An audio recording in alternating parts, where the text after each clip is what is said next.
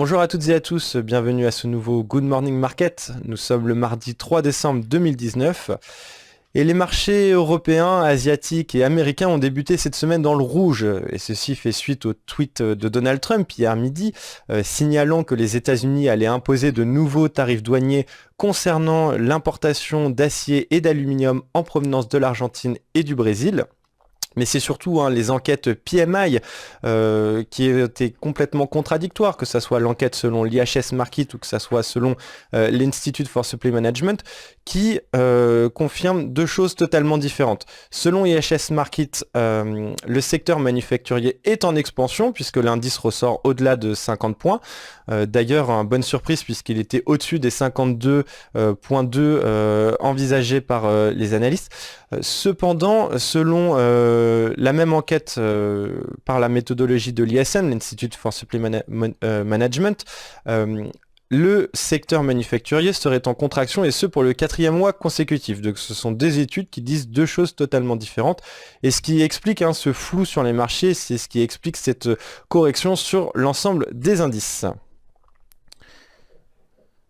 Alors concernant l'euro-dollar, donc le billet vert s'est fortement déprécié suite notamment aux dernières actualités et suite au tweet de Donald Trump. Alors le billet vert qui évolue à présent proche de sa Kijun, donc à 97,71. Donc il s'est affranchi par le bas de son nuage.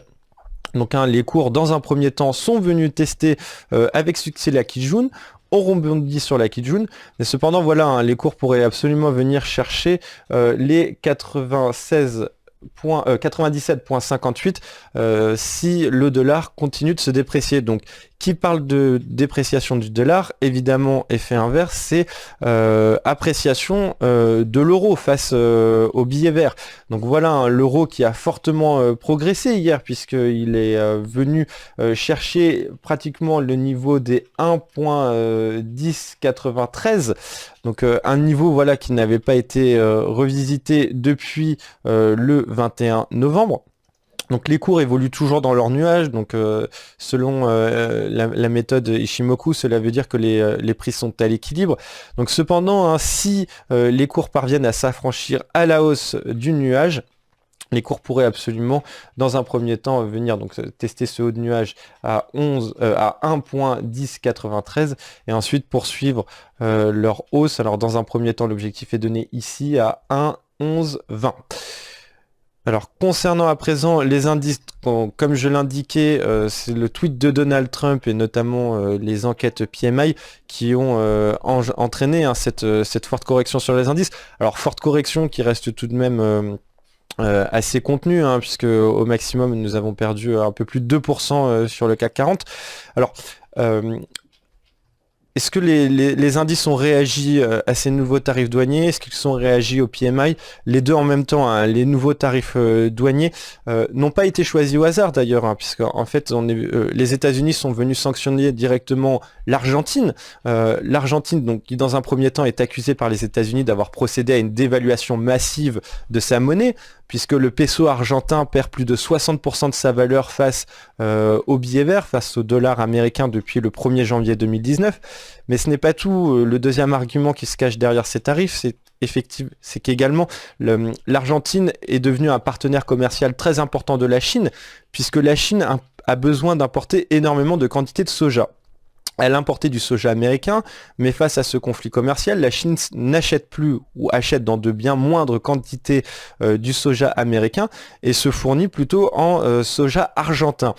Et le 11 septembre 2019, un accord commercial a été conclu entre la Chine et l'Argentine, visant justement à approvisionner la Chine de farine de soja et de soja en provenance d'Argentine. Donc ce sont plus de 6 millions de tonnes de soja qui ont été commandées par la Chine à l'Argentine.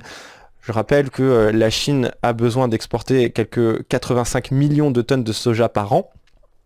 Et les premières livraisons de ce soja argentin devront intervenir d'ici le début de l'année 2020. Donc voilà, le timing n'est vraiment pas choisi au hasard.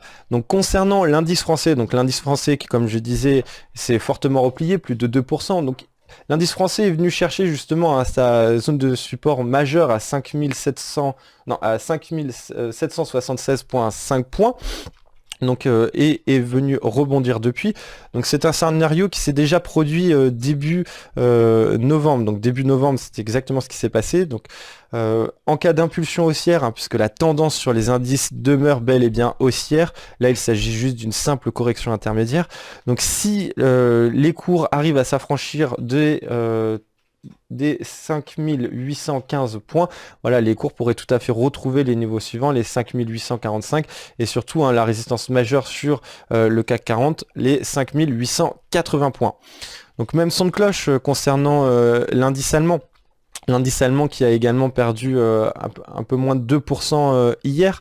Donc ceci fait suite notamment à cette crainte, hein, regain des tensions sur le dossier commercial sino-américain. D'ailleurs, hein, la Chine a indiqué qu'elle allait publier cette semaine une liste hein, d'entités américaines qui étaient non recommandables. Donc il faut comprendre qu'il y aura des sanctions qui pourraient être exercées à l'encontre de ces sociétés américaines. Pour rappel, hier, la Chine a sanctionné plusieurs ONG américaines et a interdit à plusieurs diplomates américains de se rendre à Hong Kong. Donc c'est ce qui provoque voilà ce sentiment un peu récalcitrant sur les marchés.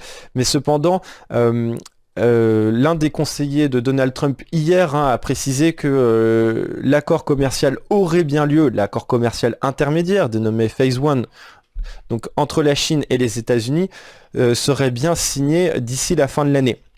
D'ailleurs, hein, Donald Trump avait bien précisé que s'il n'y avait pas d'accord qui était conclu avant le 15 décembre, eh bien, de nouveaux tarifs douaniers américains s'abattraient sur plus de 156 milliards de dollars de produits chinois. Donc, bien évidemment, les indices réagissent à cela. Et comme je l'indiquais, la trame de fond reste haussière puisque pour le moment, cet accord commercial n'est pas remis en cause. Si cet accord commercial était remis en cause et si les opérateurs anticipaient une non-signature de cet accord, les corrections seraient bien plus fortes que celles observées jusqu'à présent. Donc voilà, hein, concernant l'indice américain, le S&P 500, donc également hein, qui a fortement chuté hier, que ça soit juste avant l'ouverture de Wall Street, donc à partir de midi, lorsque Donald Trump a tweeté hein, concernant ses nouveaux tarifs douaniers, et puis l'appel une nouvelle fois à la Fed de baisser la valeur du dollar, mais surtout de procéder à une baisse de ses taux. Mais c'est également, voilà, à partir de 16h, l'enquête PMI selon l'ISM qui a précipité cette chute des cours. Donc les cours du S&P qui sont venus chercher le niveau des 3109 points avant de rebondir. Donc la trame de fond demeure bel et bien haussière également sur le S&P 500.